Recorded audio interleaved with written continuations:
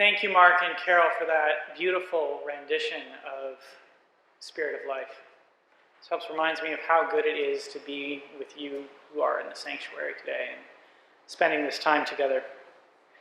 This is the second year in a row now that our annual in-gathering service is taking place under some rather unusual circumstances. Last year, our service took place entirely online. This year, some of us have gathered in person, and others are participating with us via the live stream. This year, like last year, as the pandemic has unfolded, we've had to adapt and adjust our service as best we can to respond to the situation while retaining its core rituals. All of this has required a certain willingness to consistently reimagine what our worship looks like and the structure of our liturgy, the set of things we're doing in the service. Concerns about the transmission of the Delta variant led Mark to make the significant decision yesterday to change our gathering. As he told you earlier, today was supposed to be the start of the choir season.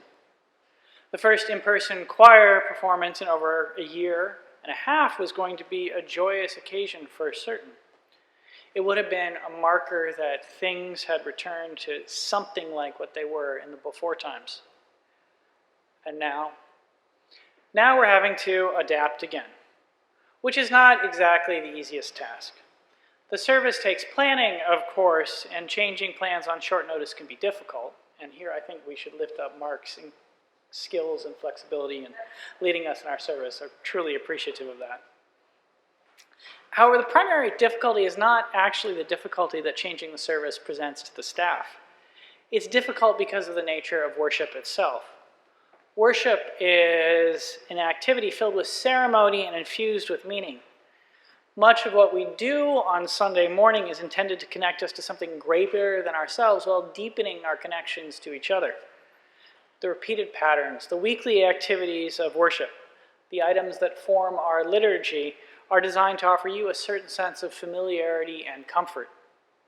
We do so in order to provide you with a place where you feel welcomed and secure in a certain kind of stability.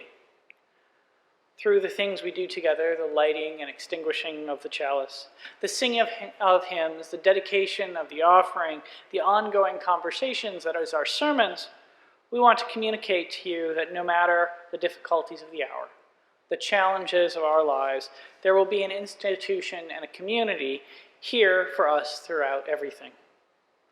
It's been the principal reason why, over the course of the pandemic, the staff, the board, and I have done what we can to ensure that First Houston offers some form of worship each and every week. And that form of worship has at least some semblance to the services we had during the before times. Nonetheless, we've had to adjust almost constantly. First, we had to learn how to do services completely online. Then we returned to in-person services with the hopes that the majority of our community would be gathering with us in the sanctuary and we would be able to resume many of our regular activities, such as choir performances and, should I say it, the beloved coffee hour, that have been so critical for our community.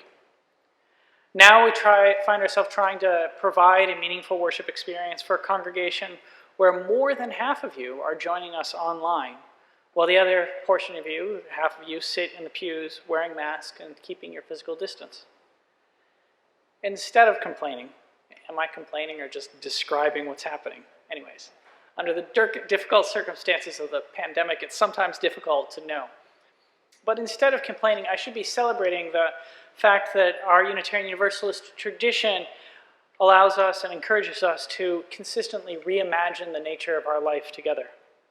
There are no prescribed actions that we Unitarian Universalists must include in each and every worship service. We can have a service without a sermon, without music, even without a chalice. For us, worship is always about what best serves the needs of the community and how we can best respond to the crises and blessings of the hour. This approach to worship comes directly from our Unitarian Universalist theology.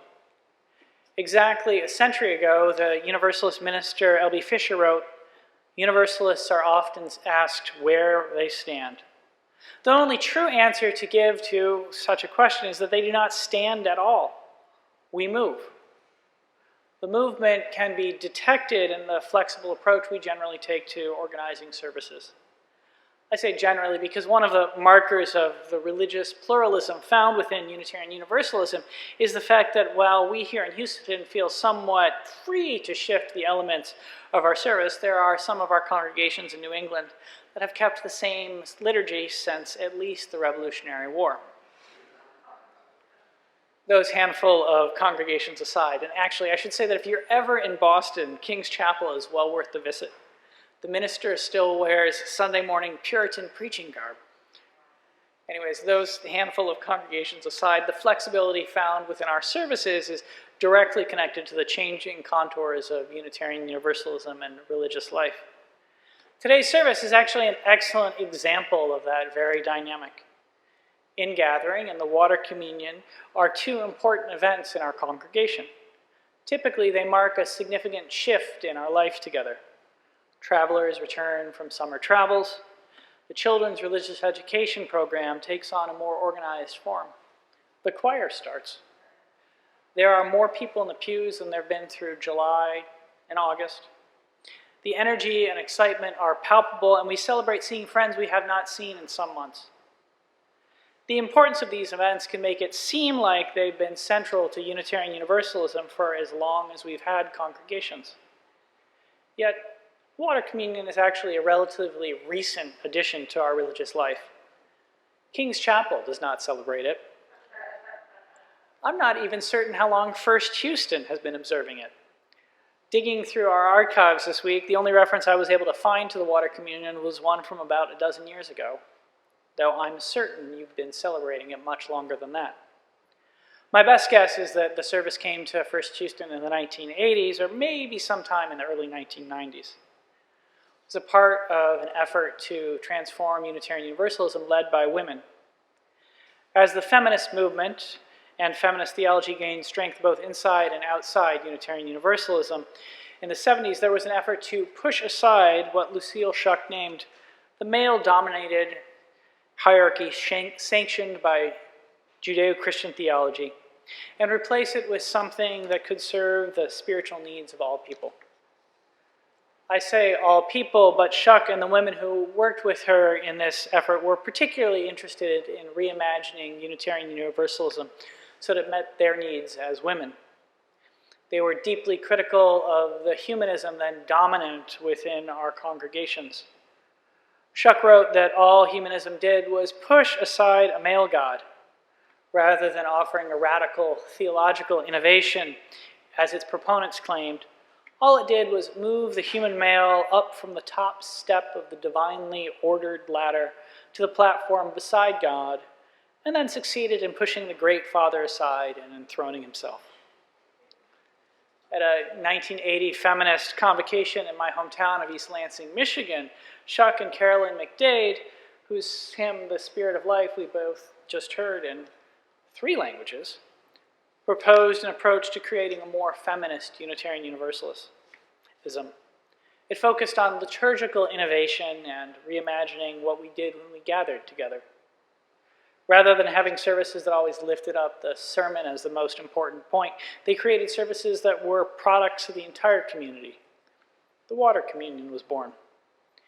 Its intention, they said, in the first water communion was to give shape to a new spirituality. The service was in many ways like ours. Participants brought waters that connected them to something greater than themselves and mingled the waters together in a bowl to represent their coming together as a community. In the service, McDade and Shuck challenged what the patriarchal Unitarian Universalism of their day, and in 1980, the Unitarian Universalism, like all other religions, could have been described as patriarchal. Most ministers were men, and the UUA didn't have a woman as a president until 2017. Anyway, they sought to challenge the patriarchy of the UUA at that day by calling women to strength rather than to support of others, to action rather than to passivity, in the work of creating and recreating the rituals and symbols that give meaning to us. They chose water as our symbol of our empowerment. For them, water was directly related to the cycles of their lives. As rivers and cycles release their waters and regain new beginnings, they wrote, so do we cycle. The ritual was so deeply meaningful for many of those gathered there that they brought it back to their home congregations. The congregation I grew up in began celebrating it the very next year, perhaps because it was in East Lansing after all. And I have fond childhood memories of the water communion service in our old sanctuary. Other congregations took longer to adopt it, and a few, like King's Chapel, never did.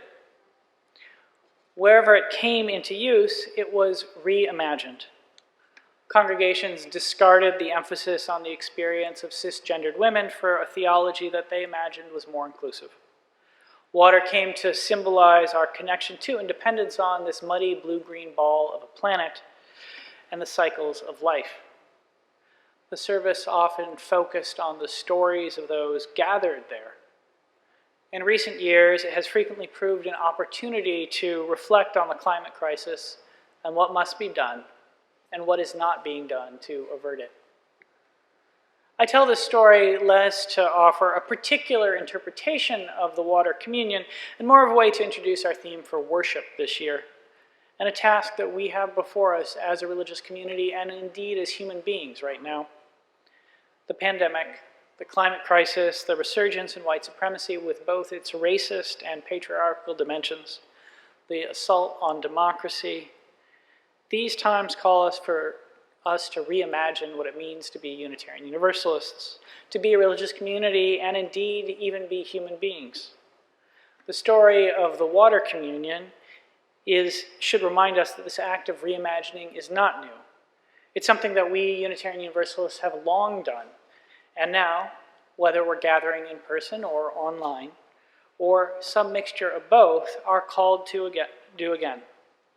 And so I close my homily with just a simple invitation.